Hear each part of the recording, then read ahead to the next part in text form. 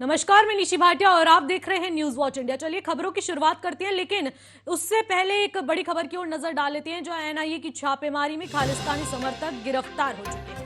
इस वक्त की बड़ी खबर जो सामने आ रही है हम दिखा रहे हैं। जो खालिस्तानी समर्थक और लॉरेंस बिश्नोई गैंग के 6 लोग गिरफ्तार हुए हैं।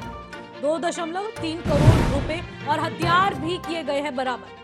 इस वक्त की बड़ी खबर हम आपको दिखा रहे हैं। जो देश के 8 राज्यों में छापेमारी के दौरान कई बरामदगी की गई है, जिसमें देश के 8 राज्यों से 76 ठिकानों पर एनआईए की ये छापेमारी की गई है।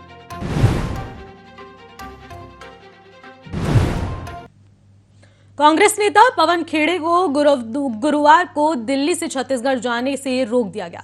वहीं इसी को लेकर कांग्रेस पार्टी नेताओं ने एयरपोर्ट पर ही विरोध प्रदर्शन शुरू कर दिया। कांग्रेस का आरोप है कि दिल्ली एयरपोर्ट पर खेड़ा को हिरासत में लेने की कोशिश की गई। कांग्रेस नेताओं का कहना है कि एयरपोर्ट पर असम पुलिस वारंट लेकर पहुंची थी और उन्होंने फ्लाइट से उतार दिया गया। बता दें कि कुछ दिन पहले ही पवन खेड़े ने प्रधानमंत्री नरेंद्र मोदी के पिता को लेकर विवादित बयान दिया था। वहीं इसको लेकर उनके खिलाफ मामला भी दर्ज कर दिया गया। वहीं अब पवन खेड़ा पर इस एक्शन को इसी मामले से जोड़कर देखा जा रहा है।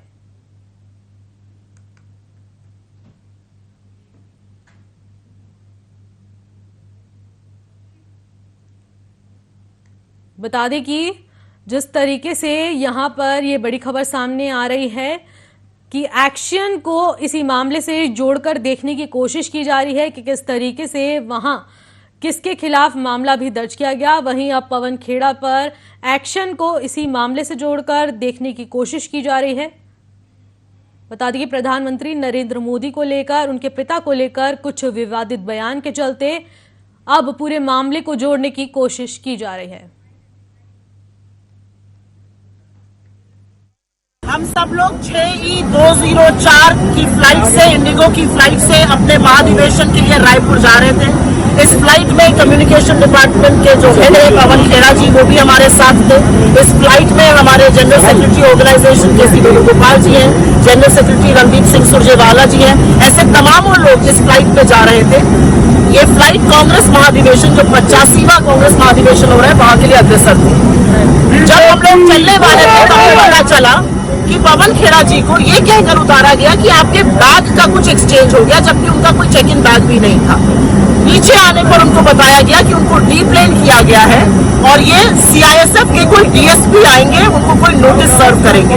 ये मनमानी तानाशाही नहीं तो और क्या है? क्या आप लोगों को फ्लाइट करने से रोकेंगे? आपने पहले हमारे महाधिवेशन में व्यवधान डालना चाहा, वहां पर ईडी रेड कराकर, अब आप हमारे कुलीग को यहाँ पर डीप्लेन कर रहे हैं। इन्होंने ऐसा कौन सा गलत काम किया है जिसके लिए ये कार्रवाई की जा रही है? किन धाराओं के अंतर्गत की जा रही है, ये बताना पड़ेगा। और जब तक ये हवाई जहाज हम सबको लेकर, इंक्लूडिंग पवन जी को लेकर नहीं उड़ता है, हम सब यहीं खड़े रहेंगे और ये तानाशाही कतई बर्दाश्त नहीं है। आपका सामान दिखवाना है, मैंने कहा मेरे पास कोई सामान है नहीं, ऐसा है मैंने एक बार आप आइए। नीचे आया तो कहा कि आप नहीं जा सकते, अभी डीसीपी आएंगे आपसे। मुझे खुद नहीं मालूम, पिछले 20 मिनट से डीसीपी की इंतजार कर रहे हैं। क्या नियम है, क्या कानून है, क्यों मुझे रोका जा रहा है, मुझे नहीं मालूम। ऐसे एयरपोर्ट पे बिना किसी वजह के तो रोकना बड़ा मुश्किल होता है। जब तक मुझे तो नहीं समझ में आ रही। इंतजार ही कर रहा हूँ डीसीपी साहब की आ जाए फिर देखिए। देख सकते हैं आप पवन खेड़े को किस तरीके पवन खेड़ा को किस तरीके से वहां पर एयरपोर्ट पर उड़ान भरने नहीं दिया गया, वहीं रोक दिया, जिसके बाद वहां पर सभी उन्हीं के पार्टी के नेताओं ने और उनके साथ के समर्थकों ने वहीं पर हंगामा करना शुरू कर दिया। अब चलिए आगे अगली खबर की ओर बढ़ते हैं, जहां बिहार की राजधानी पटना में पुलिस ने बिहार तकनीकी सेवा आयोग यानी बीटीएससी के अभ्यर्थियों पर लाठीचार्ज किया। वो सभी अभ्यर्थी राजधानी के धरना प्रदर्शन कर रहे थे। सभी प्रतियोगी नौकरी के वादे पूरे न होने पर सरकार के विरोध में धरना दे रहे थे। बीटीएससी प्रतियोगिता में अभ्यर्थी वीरचंद पटेल पथ स्थित राजनीतिक पार्टी जेडीयू और आरजेडी के दफ्तरों का घेराव करने की कोशिश कर रहे थे। तभी पुलिस ने आंदोलनकारी अभ्यर्थियों को दफ्तरों का घेराव करने से रोका। उसी दौरान पुलिस जवानों और अभ्यर्थियों में नोकझोंक हुई। देखते ही देखते इतनी बढ़ गई कि इसके बाद पुलिस ने सभी अभ्यर्थियों पर लाठीचार्ज कर दिया। सभी अभ्यर्थियों को संघ भवन पर ही रोक दिया गया। पुलिस ने कई अभ्यर्थियों को हिरासत में ले लिया है। बता दें कि बिहार में गठन और की सरकार बनने के बाद उन्होंने कई सरकार मंचों पर युवाओं को हर साल 10 लाख नौकरी देने का वादा किया था।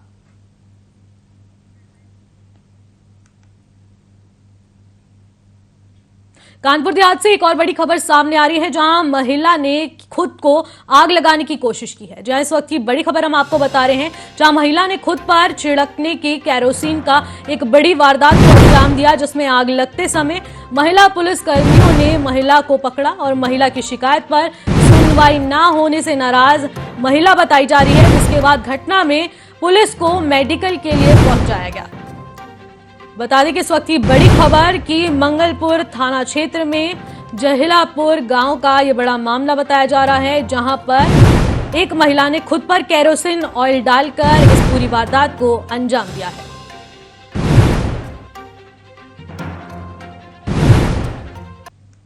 मुरादाबाद से हैरान कर देने वाली खबर सामने आ रही है, जहां स्वास्थ्य विभाग की लापरवाही के चलते अस्पताल में महिला की प्रसव के दौरान मौत हो गई, जिसके बाद डिप्टी सीएम और सीएमओ संजीव बेलवाल के आदेश पर अस्पताल संचालक के खिलाफ मुकदमा दर्ज कर बता दिया गया है और इसके साथ लाइफलाइन अस्पताल के संचालक डॉक्टर रफत के खिलाफ भी मुकदमा दर्ज कर दिया गया है। वहीं बताया जा रहा है कि प्रसव के मात्र 1 घंटे बाद महिला की मौत हो गई थी, जिसके बाद परिजनों ने मंडा पांडे थाने में अस्पताल संचालक के खिलाफ केस दर्ज कर दिया, जिसके बाद स्वास्थ्य विभाग के बड़े अधिकारियों ने जांच के आदेश दिए हैं।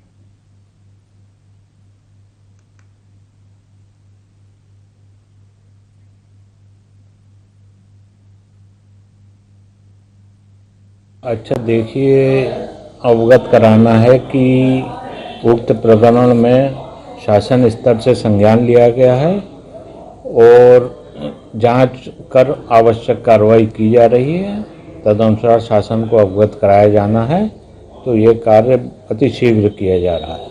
कोई मुकदमा दर्ज हुआ डॉक्टर के? सभी चीज़ें प्रक्रिया में हैं। ऑपरेशन खोला था, पहले तो नॉर्मल की दवा लगाई थी उन्होंने, फिर नॉर्मल डिलीवरी करके देखेंगे। नॉर्मल ना हो पाए तो वो बोले का रास्ता नहीं बन रहा। उन्होंने जब ये बताया कि रास्ता नहीं बन रहा तो उन्होंने सलूशन दिया मुझे कि ये जो है ऑपरेशन से होगा, कि कहीं भी जाओ यहाँ से हट के ऑपरेशन ही होना है। कि मैं पूरी गारंटी लेता हूँ जच्चा की भी और बच्चा की, कि मैं जो है दोनों को सुरक्षित दूँगा। कि मेरे तुम जो जानते हो मिल्लतदार वाले आदमी हो, हम इस गुरु उनको चले गए। ये काम करने के बाद में उन्होंने डॉक्टर बुलाए रामपुर से, बाहर से ही आते हैं, कई ऑपरेशन कर दिए, बाहर से डॉक्टर आते हैं, कुछ अक्सर फूल होता है, कोई जो है वैसे ही रहता है। अब इन्होंने जो है करने के बाद में ये जब भाजा दौड़ी कर रहे हैं, ऑपरेशन कर लिया, बच्चा उठा लिया, ये भाजा दौड़ी कर रहे हैं। मैंने इनसे जानकारी ली, मैंने की कोई दिक्कत वाली बात तो नहीं है। ये बोलेगा नहीं, कोई दिक्कत वाली बात नहीं है, हमारा काम है। यूपी के कुशीनगर में दुष्कर्म का एक मामला सामने आया है, जहां एक 26 वर्षीय चचेरे भाई ने 4 वर्षीय मासूम के साथ दुष्कर्म की घटना को अंजाम दे डाला। बता दें कि बच्ची बगीचे में खेल रही थी, जिसका आरोपी युवक बहला फुसलाकर अपने साथ ले गया और घटना को अंजाम दे दिया, जिसके बाद बच्ची को अस्पताल में भर्ती कराया गया। वहीं पुलिस गंभीर धाराओं में मामला दर्ज कर रही है। ये पूरी घटना विष्णुपुर थाना क्षेत्र के एक गांव की है।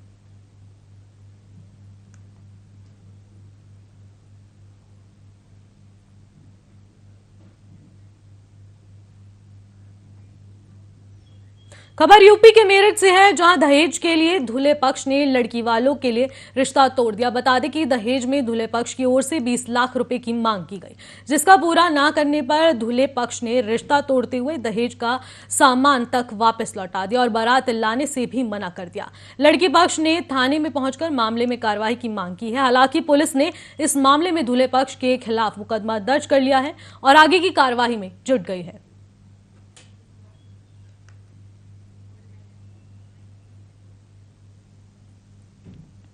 आज मेरी शादी थी 22 फरवरी की, कल मेरी सगाई गई थी 21 को। सब कुछ ठीक ठाक था। रात को 11 बजे लड़के का फोन आता है, बोलता है कि मेरे को 20 लाख रुपए का कैश चाहिए, नहीं तो कल बारात नहीं लाई जाएगी। ये सब बोला गया मुझे और आज मेरी बारात नहीं आई है, इसलिए मैं यहाँ पे रिपोर्ट दर्ज कराने आई हूँ। क्या नाम है लड़का? कहाँ का? लड़का हर्ष है, उसका नाम वो दबथवे का ग्राम। कितना टाइम आपका शादी तय हो गया था? 2 ईयर हो चुके हैं। तो बिल्कुल एंड टाइम पे उन्होंने आके मना करा। कब से वो अब से पहले भी डिमांड कर रहे थे? आज ही? अब से पहले तो कोई डिमांड नहीं थी, 1 रुपये का रिश्ता था हमारा और हमने दहेज दिया था, वो हमारे घर फेंक गई गाड़ी वाड़ी। चलिए अब अगली बड़ी खबर की ओर नजर डाल लेते हैं, जहां अखिलेश यादव का कल नोएडा दौरा है। कल नोएडा आएंगे सपा अध्यक्ष। बता दें कि राज्यपाल यादव की मूर्ति का भी अनावरण करेंगे, जनसभा को भी साथ ही संबोधित करेंगे अखिलेश यादव। इस वक्त की बड़ी खबर हम आपको बता रहे हैं, जहां अखिलेश यादव का कल नोएडा दौरा है और साथ ही सपा अध्यक्ष कल नोएडा पहुंचेंगे, जहां राज्यपाल यादव की मूर्ति को करेंगे अनावरण, जनसभा को भी साथ ही संबोधित करेंगे अखिलेश यादव।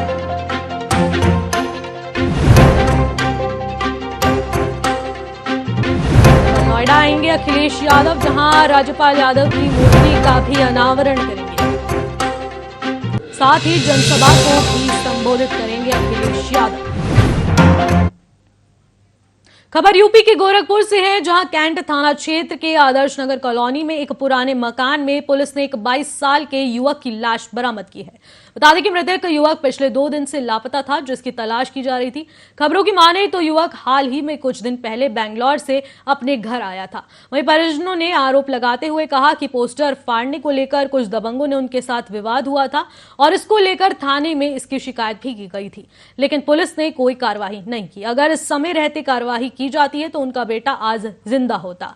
फिलहाल मामले में पुलिस ने अब शिकायत दर्ज कर ली है और कार्रवाई में जुट गई है।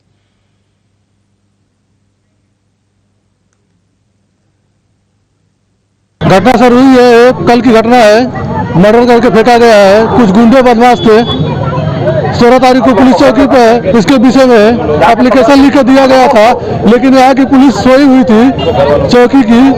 अब घटना को लीपापोती कर रही है और बॉडी को ले जा रही है। क्या दिन से ये गायब थे? जनपद गोरखपुर के थाना कैंट की सिंगड़िया क्षेत्र में आज दोपहर में पुलिस को सूचना मिली कि एक अनीस नाम के व्यक्ति का शव यहाँ पे खंडहर सी जगह पे पड़ा है। उसके नाक से नक्सीर आने का भी प्रमाण मौजूद है, लेकिन इसके शरीर पर और कोई ऐसी एक्सटर्नल इंजरी अभी तक नहीं मिली है। पुलिस ने शव को कब्जे में लिया है। शव में कब्जे में लेने के बाद इसको बीआरडी मेडिकल कॉलेज भेजा जा रहा है पोस्टमार्टम के लिए। पोस्टमार्टम से वीडियोग्राफी के साथ कराया जाएगा, उससे यही पता चलेगा कि जांजगीर चांपा में खनिज और पुलिस विभाग ने अवैध खनिज परिवहन कर रहे वाहनों पर बड़ी कार्रवाई की है, जिसके तहत जिले के अलग अलग क्षेत्रों में 34 ट्रैक्टर और भारी वाहनों को संयुक्त टीम ने जब्त किया। एसडीओपी लीला शंकर अश्यप और खनिज अधिकारी ने नेतृत्व में ये कार्रवाई की है। बता दें कि कार्रवाई वाहन चालकों के खिलाफ खनिज अधिनियम के तहत कार्रवाई की गई। वहीं इस कार्रवाई से अवैध खनिज परिवहन करने वालों में हड़कंप मच गया है।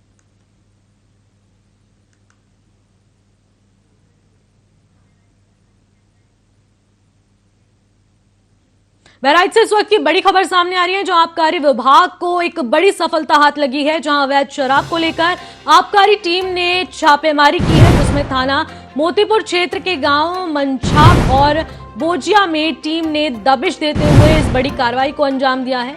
बता दें कि दबिश के दौरान कच्ची शराब और लहन बरामद की गई। साथ ही साथ शराब और लहन मौके से एक आरोपी भी गिरफ्तार किया है।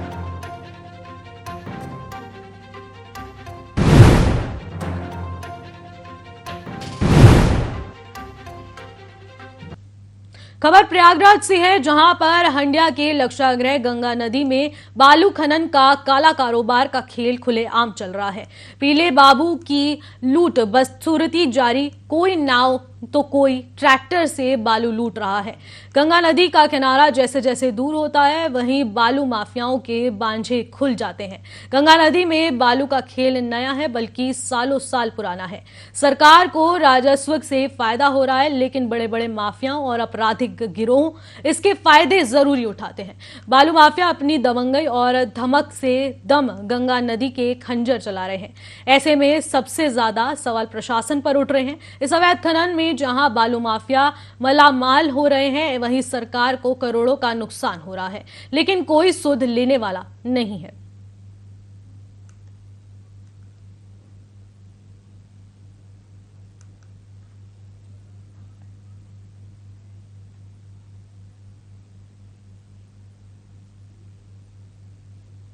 अगली खबर भी बहराइच से एक और बड़ी अपडेट के साथ आ रही है, जहां ट्रैक्टर ट्रॉली ने बच्चे को कुचल दिया और स्कूल जा रहे छात्र को ट्रैक्टर ट्रॉली ने कुचलने की एक बड़ी वारदात को अंजाम दिया। इस वक्त की बड़ी खबर हम आपको दिखा रहे हैं, जहां हादसे में बच्चा गंभीर रूप से घायल है। घायल बच्चा अस्पताल में इस वक्त भर्ती है, जहां थाना मोटर इलाके में गौरा धनौली का यह बड़ा मामला बताया जा रहा है। बता दें, एक ट्रैक्टर ट्रॉली ने एक बच्चे को कुचलने की बड़ी घटना को अंजाम दिया, जिसके बाद बच्चा गंभीर परिस्थिति में अस्पताल में भर्ती है। खबर यूपी ग्रेटर नोएडा से है, जहां नॉलेज पार्क थाना पुलिस को बड़ी कामयाबी हाथ लगी है। बता दें कि पुलिस ने गांजा सप्लाई करने वाले शातिर अंतरराज्यीय गैंग का भांडाफोड़ करते हुए 2 गांजा तस्करों को गिरफ्तार किया है। साथ ही पुलिस ने 1 करोड़ 20 लाख की कीमत का गांजा भी बरामद किया है। बता दें कि जो तस्कर आयशर कैंटर में करीब 539 किलो अवैध गांजा लेकर तस्करी कर रहे थे, तो वहीं तस्करों की जानकारी देने वाले व्यक्ति को डीसीपी ग्रेटर नोएडा ने 20,000 के इनाम की घोषणा भी की है।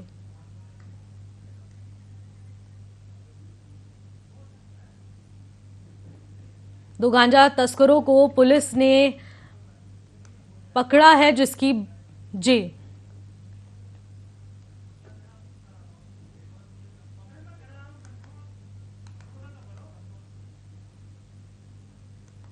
$1,20,000 का गांजा भी पुलिस ने बरामद किया है, जिसके बाद